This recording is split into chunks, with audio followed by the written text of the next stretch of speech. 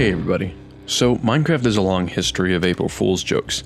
It could be tradition, it could be a marketing scheme, or more likely it could simply be that the game developers are particularly foolish.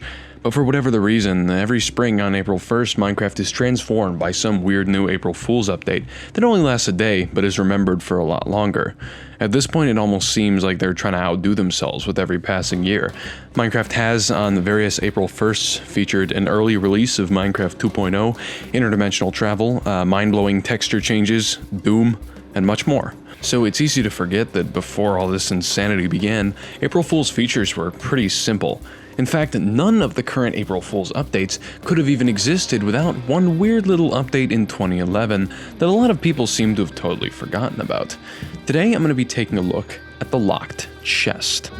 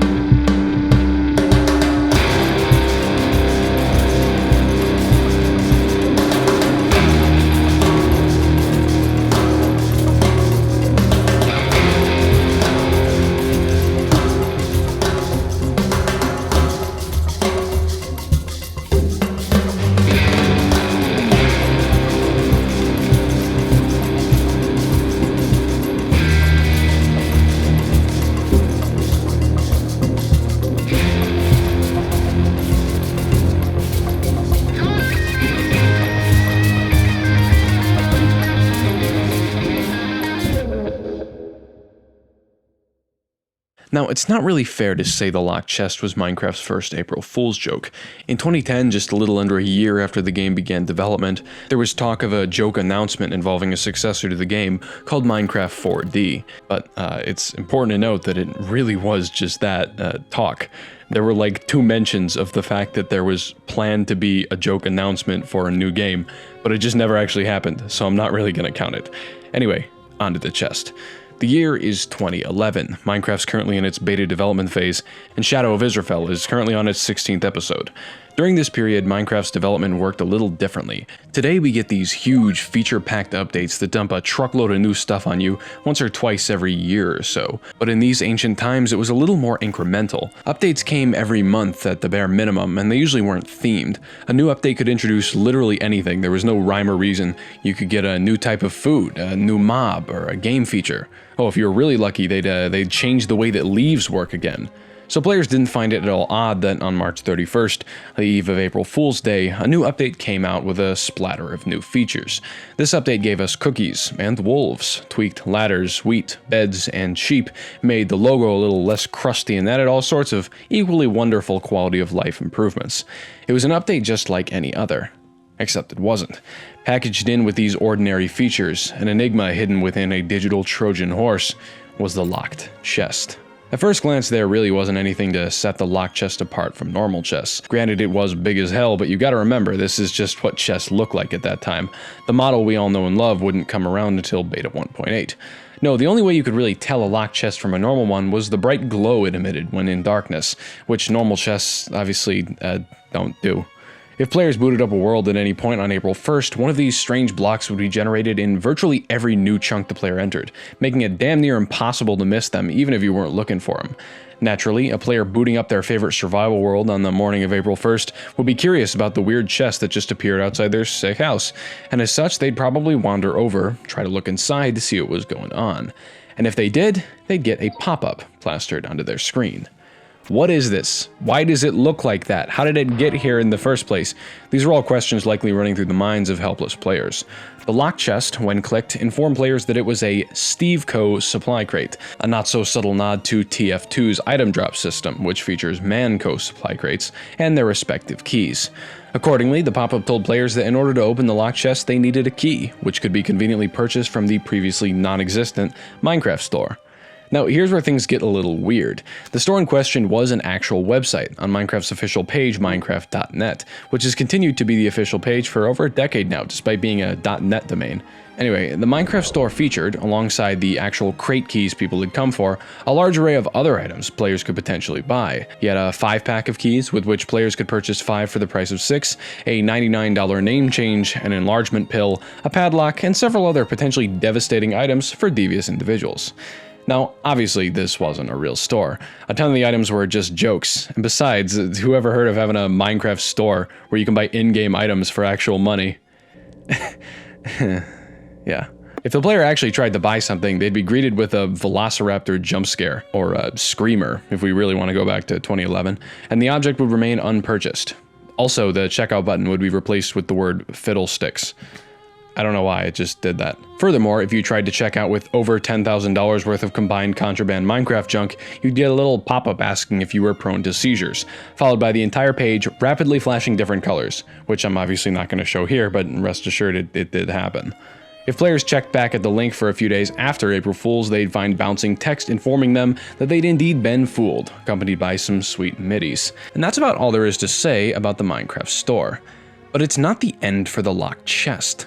As you can probably guess, there was no actual way to open the locked chest, and even if there was, there wouldn't be anything inside. But that left Mojang with the seemingly simple problem of getting these things out of players' worlds once April Fool's actually passed by. But this seemed to be a little less straightforward than you might think. Beta version 1.401 came out 4 days later, on April 5th, which was basically just meant to get rid of the locked chests. But it wasn't that easy. You see, in older versions of the game, if you tried to delete a block from the game and that block happened to exist in someone's world, it could potentially cause crashes and other issues when they booted the world up. Since the locked chest had managed to slide its way into quite literally every single world loaded on April 1st, it posed a decently large problem for Mojang.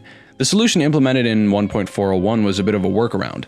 Instead of just being removed, locked chests would decay whenever they existed as a block in the world, like leaves, leaving any world that loaded up the version locked chest free. There was just a small problem. The locked chests were still there. Their block ID and most of their data still existed fully intact, and if a player had managed to snag one before the update, they could just carry it around in their inventory as long as they didn't place it down. And weirdly enough, Mojang seemed to entirely forget that this block even existed. The block remained unchanged until a snapshot of full release 1.3.1, a whole year and a half later, at which point it still existed, but its old texture was removed and replaced with the purple placeholder texture from terrain.png. One snapshot later, its top texture was replaced by that of the emerald block. This would start a bit of a trend. You see, as the years went by and the locked chest was pretty much forgotten about, it remained in the game, losing pretty much all its functionality and occasionally getting a fresh coat of paint in the form of whatever missing texture was currently in use. If a player had been lucky enough to pick one up in April 2011, they could have held on to this weird little artifact all the way up through and including version 1.6.1, released summer 2013, over 2 years after the locked chest had been quote-unquote removed.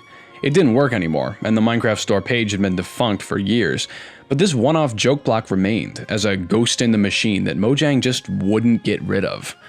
Now, in early snapshots for 1.7, a full 2.5 years after April Fool's 2011, Minecraft blocks were getting an upgrade. For years, the game's command syntax had referred to pretty much everything, blocks, items, potion effects, and so on, with simple numeric IDs. But this version intended to add alphanumeric namespaced IDs to go alongside them.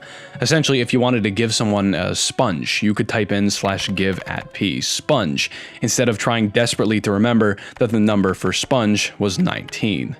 To be fair, I only actually ever memorized one block ID, command blocks ID number 137, so this update was a nice quality of life change.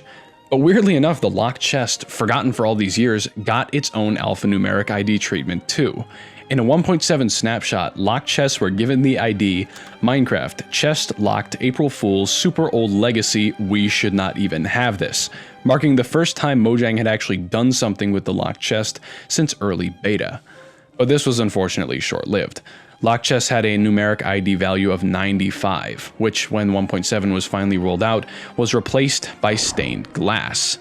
If a player had somehow managed to hold on to their ancient relic throughout the years, they'd have to watch in shock and horror as their priceless locked chest collection transformed into stained glass before their very eyes. But hey, life goes on. Unless you're the locked chest, that is.